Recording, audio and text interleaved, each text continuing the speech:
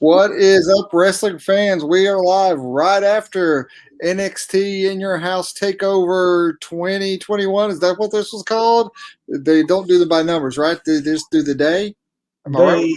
They, I think they switch back and forth. Sometimes they'll use the number on us, and then sometimes if they have a concept or a theme, they'll go with that. But I'm surprised to be talking to you this early, Doug. I know when you originally set this at 10:30, I'm like, wait a minute, they're not starting the normal 7 o'clock Right. time for whatever reason. They're going 8 o'clock, and I would never have guessed that we could have kept that time. This was maybe the crispest in your house yet. What was like 2 hours, 15 minutes, something along those Definitely, lines? definitely crisp and yeah. Well, let's get into it, brother. Let's run down. Let's run this down. Let us run it down.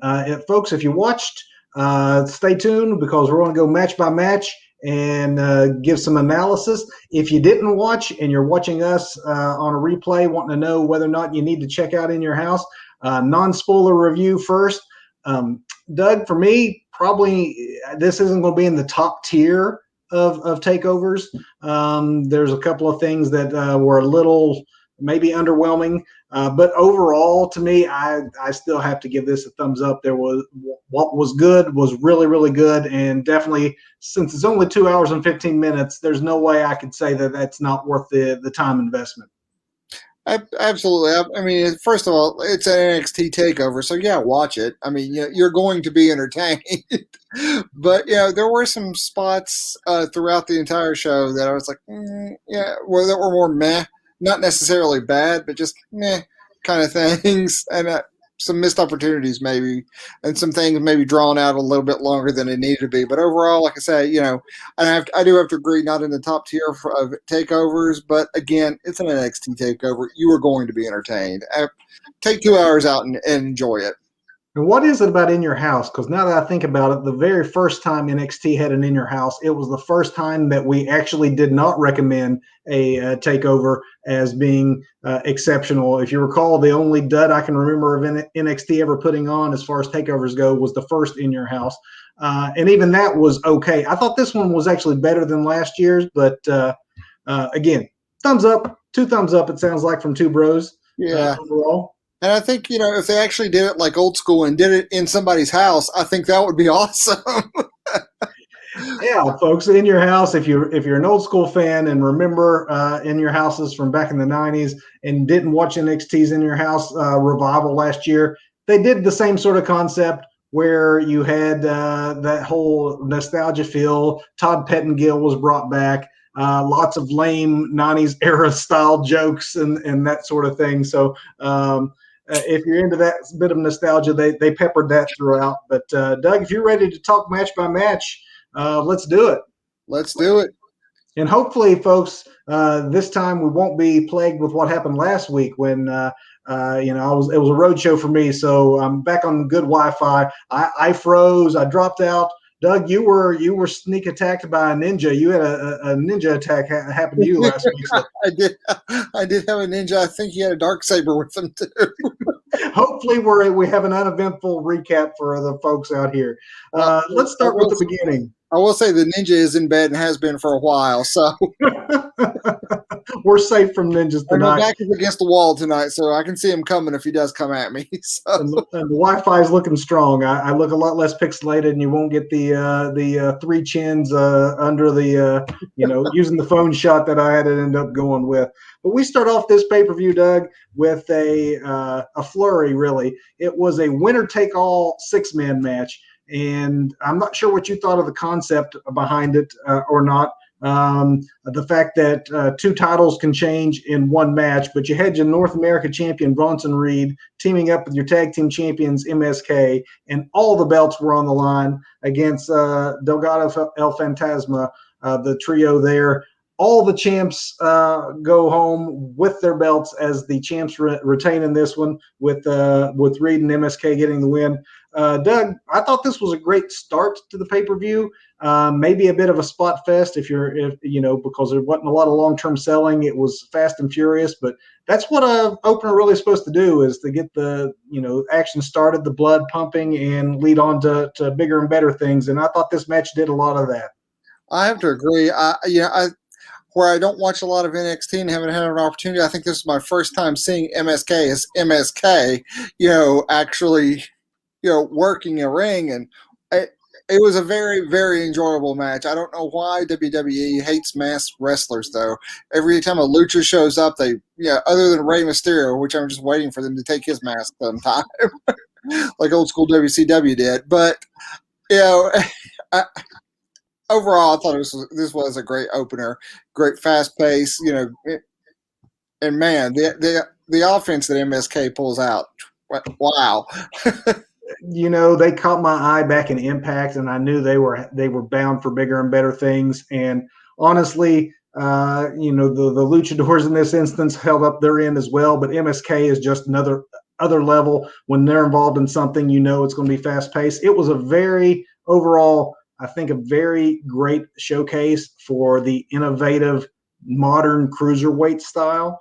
And then they would change the pace up a little bit when Bronson would get involved, because he doesn't have your typical big man style where he's a lot quicker than your average big man. And I think in a lot of ways it really highlighted him too, just that contrast they had going on. He did take a really dangerous looking Mikanoshu driver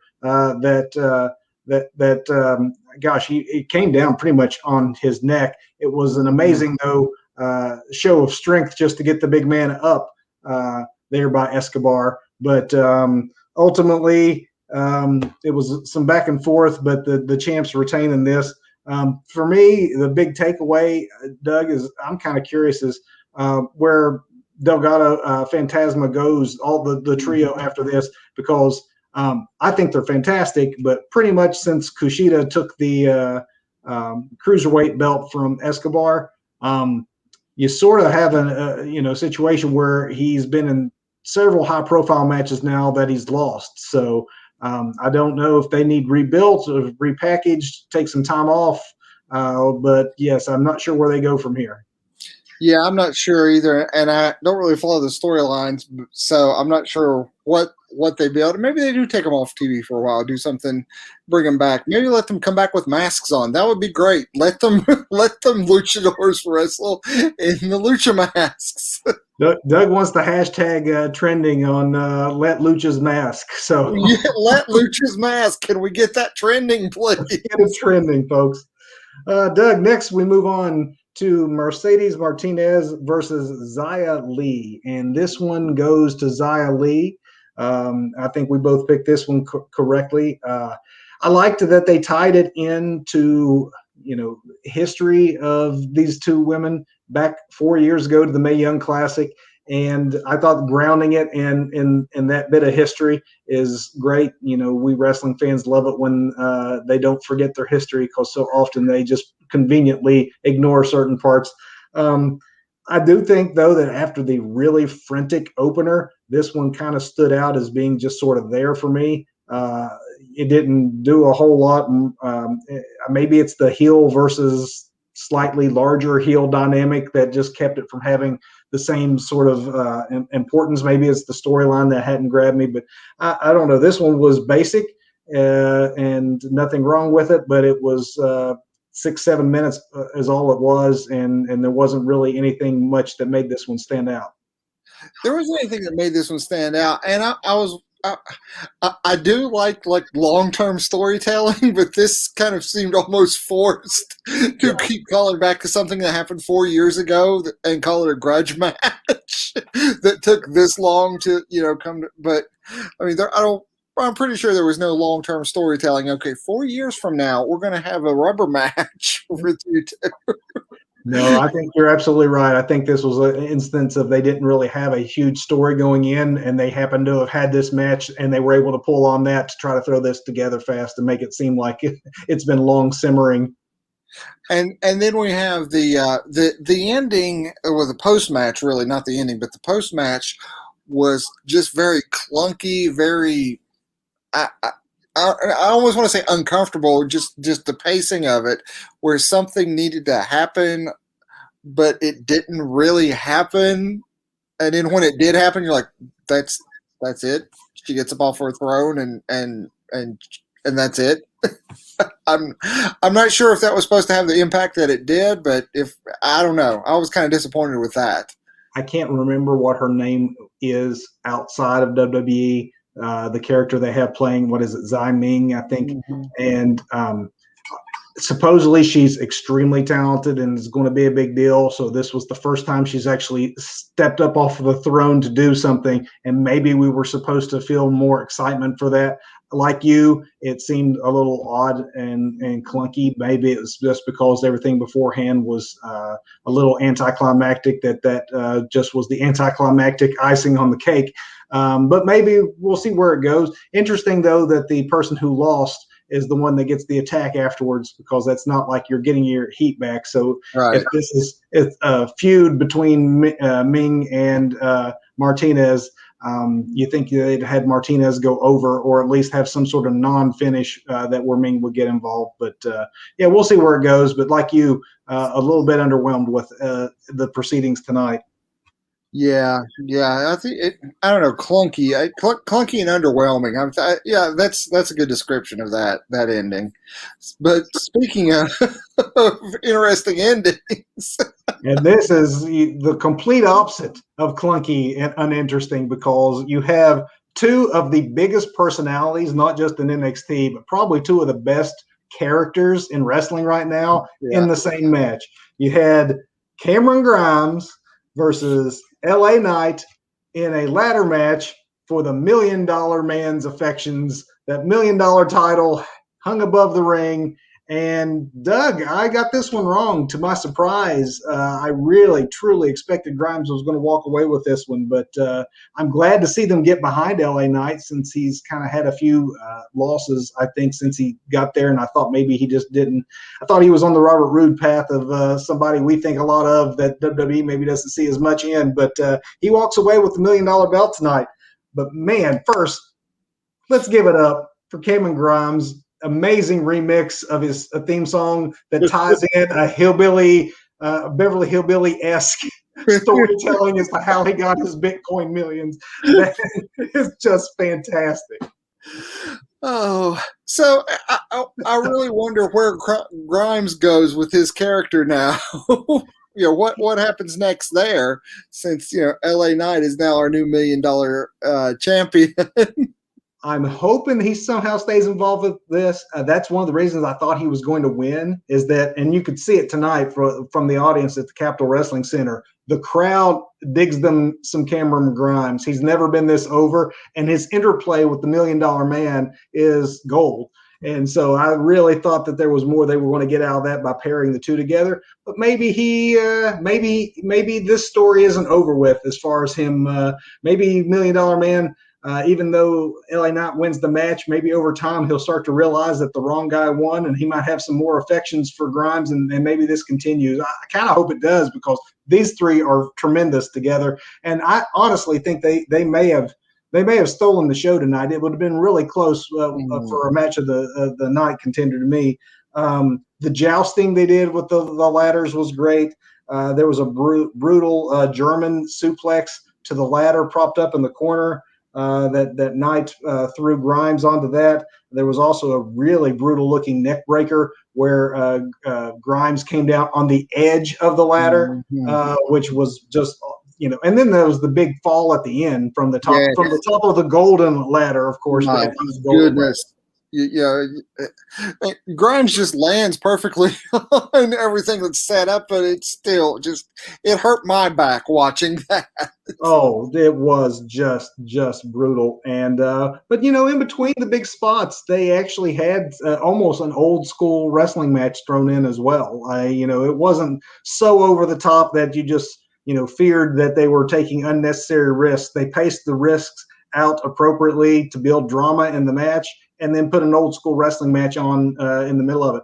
Honestly, these two, if anybody should be fighting for the legacy of a Ted DiBiase old school wrestler type, both these guys have a little bit of that old school in them. Right. They do enough to be flashy when they need to be, but it's never a spot fest. These guys can actually, wrestle that old school style. I definitely have to agree. So rolling on from that, we had the Ember Moon Raquel Gonzalez match for the NXT Women's Championship. This Champ was fun. retains. This was fun. If anything, it was a little shorter than I expected to be, but what was there was good. At first, I thought some of these matches going short was because you had the big 5-man at the end, and they were going to really take a good 45 minutes or so with that, which they ended up not really doing. But this is maybe 12, 13 minutes, and Gonzalez goes over. She is. Goodness gracious, Doug!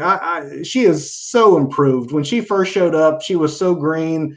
She was in a lot of tag matches to try to hide the fact that she was green. And I just thought maybe she's not ready for TV yet. And then certainly when she started getting the singles push, I started to think, wow, okay, when did she just suddenly become, this impressive? She impressed tonight. Absolutely. Really impressed. That is not that girl we saw a little over a year ago up in Columbus. No, sir. At that last live NXT event that we saw, she has improved leaps and bounds since then. Still paired with Dakota Kai, but still a much better talent at this point. They made a really good use of her size, I thought, in this match, just to show the size differential. So she did a lot of strength stuff that was very impressive against Ember Moon. There was an impressive spot by Ember where she did a really good code red, which was neat to see on someone that much larger than her. There was a spot where the hope spot where you think that Ember kind of is going to get the visual pinfall there, which makes you think that maybe this might continue a little bit longer because you have Ember hit her finisher, but then we had some interference as one appropriately located Dakota Kai there. And then, of course, Shotzi had to level the playing field. Yes. So in some ways, we went from these 4 women feuding over the NXT Women's Tag Team Championship, and to break off into this singles feud to end it in maybe back to where we started. I'm not really sure. Yeah, I'm not. I don't know. I do have to say the post-match of this was much better than the earlier post-match women's because the brawling that took place at the end of this match led into the entrances to the next match where you have Johnny Gargano walking out and Shotzi and Dakota Kai are all fighting in a corner and he's just like, yeah, okay, I got a match. That was just a hilarious visual. That was pretty funny. Yeah. And great continuity there, too, to show that, just because they hit the curtain, you think that they all walk off. No, the fights go on whether they're on screen or not, right? Right. Kayfabe is alive. But yeah, the finish there with Gonzalez, again, showing her strength. She managed to turn Ember around in midair with a single arm power bomb. Looked like, just looked brutal. Made her look like a beast. So I thought this was definitely the right opponent for her and good contest. But that leads us into maybe the match of the night. I'm torn. I don't know about you, Doug. I'm torn between this main event and that amazing ladder match. But in our main event, we had the champion, Karrion Kross, successfly defend against everybody. Against everybody who was a main event level NXT person who was not already on the card. Gargano, O'Reilly, Dunn, and Cole. And they called it the most star-studded match in main event in NXT history. It would be hard to argue that because there was a lot of star power in this match, and every one of these guys are champion-worthy, main event-worthy. But Kross does maintain the belt. As with any of these kinds of matches, multi-man matches, you almost have a little bit of suspension of disbelief you have to give because there's always the conceit when you have that much traffic. You have to find creative ways to eliminate 2 or 3 men at a time so that you can just concentrate on a couple of men. I thought in some ways maybe at the front of the match when Kross was in there for long periods of time one-on-one, that maybe it was a little too quick for the other 3 guys to just keep disappearing because, it literally was at the start of the match that happened. But, considering how good everything was from there, you could hardly argue it. So yeah, at the beginning of the match, I was thinking about this while I was watching it. It reminded me of like those old school like '70s kung fu movies where you have the hero like in around the circle of like all the bad guys, but the bad guys attack one at a time, defeats one, and then the next bad guy comes in. That's pretty much what was happening with Cross. They were going at him one by one for whatever reason. I mean, I get it. It's a fatal five way, but it just kind of again, that's a suspension of Yeah. disbelief, where everybody's just kind of coming at each other, one by one. But eventually, that all imploded. So And that is important to point out that when it does implode, as you mentioned, it's because they all realize, okay, this guy is dominant. We all are needing to take him out of it. And so whenever Cross wasn't in the match, it seemed like you'd have multiple men in there. Sometimes all four in at one time with Cross eliminated, and the match would be extremely fast paced. If Cross was in the match, it was usually either one-on-one or him on two other guys who were both down, because they really made him look like a monster when he was in the contest. And then when he wasn't, they would go into the quick cruiserweight style spots where things were moving really, really fast, really, really fluidly. I did love the Pete Dunne double manipulation that he did on the joints of O'Reilly and Johnny at the same time. uh-huh. The story of the match, though, definitely was that Cross is dominant. And, in order to take him out, we even saw a very brief Undisputed Era reunion where they had to work together to get him out and suplex him through the table. There was a really cool-looking double super kick from Adam Cole and Johnny Gargano, I believe, on Pete Dunne, mid moonsault. So he is literally upside down when he gets that kick to the face to get to even hit the mat. So that stuff, I probably elevated this one maybe to match of the night.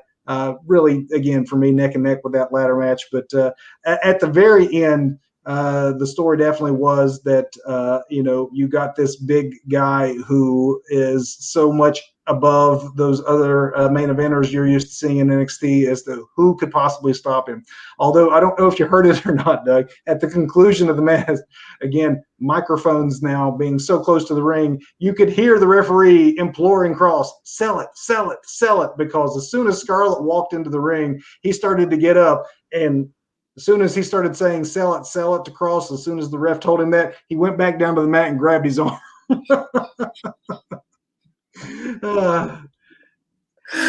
uh, you know, I had a problem with the finish. Not the finish, just kind of it. Not necessarily that it came from out of nowhere. It's just like, okay, now it's over.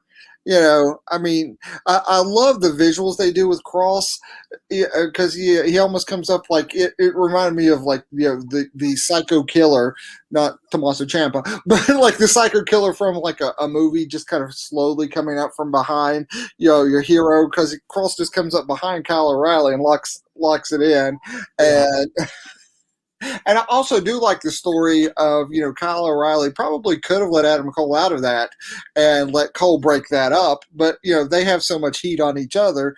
It was, Kyle O'Reilly's like hedging his bets, and his hate for Adam Cole at this point is like not letting him let go to break what Cross has going on, thinking maybe I can take out Cole before Cross takes me out, but it just didn't work that way. So some really good storytelling, but I think it was just for me anyway, slightly anticlimactic. It's like, and it's over.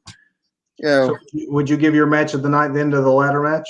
Actually, just because of all the spot fest and the awesomeness that was these five guys, it still goes to this match, the Fatal Five Way. But I don't want to say I'm disappointing with the ending. I just expect I expected more.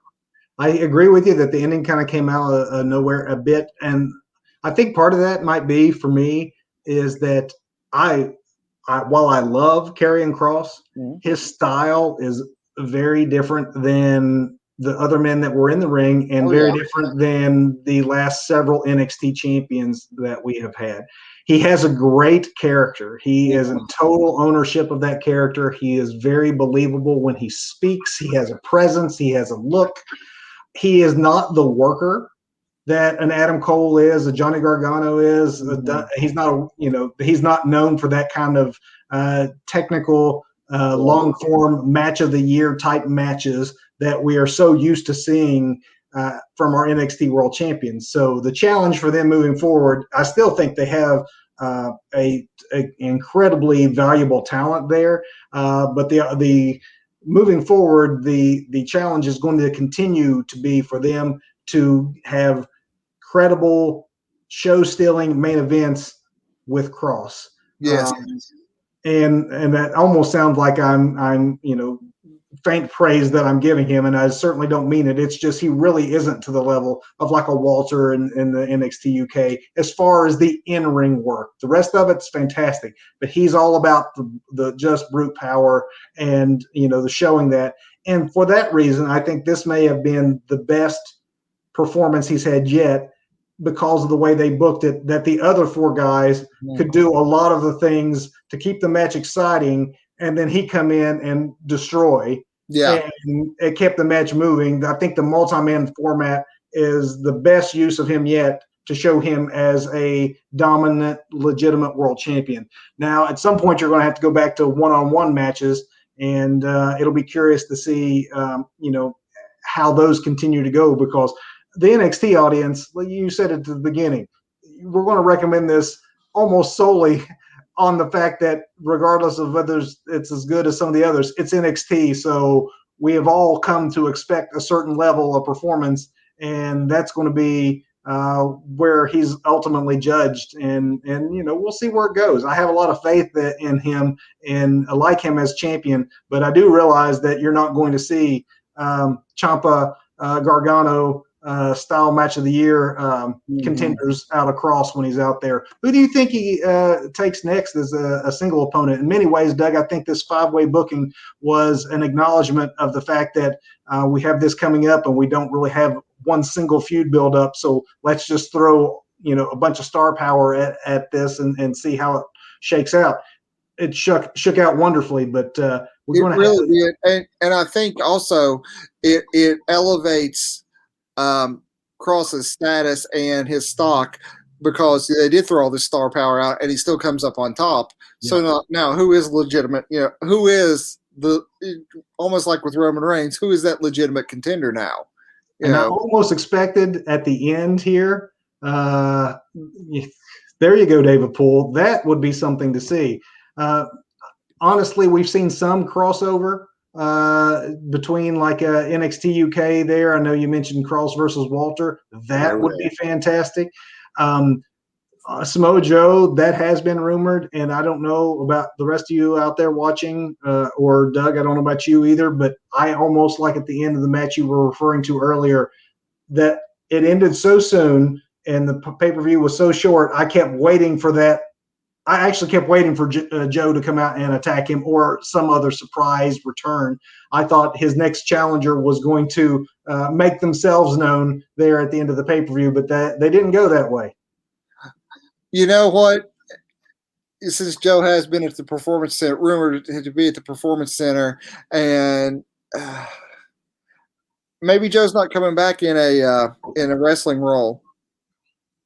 Since we had that bit at the end with Regal where things have got to change, maybe Joe comes back as, instead of an in-ring talent, maybe Joe comes back as the new GM, since Regal's acknowledging that things were just chaotic and now it's time for a change.